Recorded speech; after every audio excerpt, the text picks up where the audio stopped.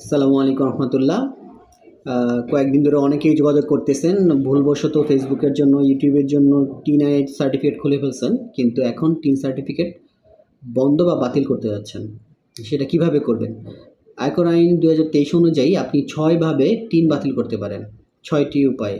এক, যদি আপনার হচ্ছে করযোগ্য আয় না থাকে। দ্বিতীয়ত হচ্ছে আপনি যদি 3 বছর পরপর 3 বছর জিরো রিটার্ন দাখিল করেন। 3 নম্বর হচ্ছে আপনি যদি একদম চিরতরে বাংলাদেশ ছেড়ে চলে যান। 4 নম্বরে হচ্ছে আপনি যদি বাংলাদেশে আপনার বৈধ কোনো ইনকাম না থাকে। আর 5 নম্বর হচ্ছে যদি আইনের কোনো জটিলতা থাকে। আর 6 নম্বরে হচ্ছে আপনি যদি দেউলিয়া হয়ে যান আর কি। এই 6টা কারণে আপনি রিটার্ন বাতিল করতে পারেন, এবং এটা 2 দিনেই আশা করি আবেদন করে বাতিল করা যায়। তো কারো যদি বাতিল করা প্রয়োজন হয় আমাদের সাথে যোগাযোগ করতে পারেন। আমাদের একটা প্যাকেজ আছে, সেই প্যাকেজটা হচ্ছে আপনার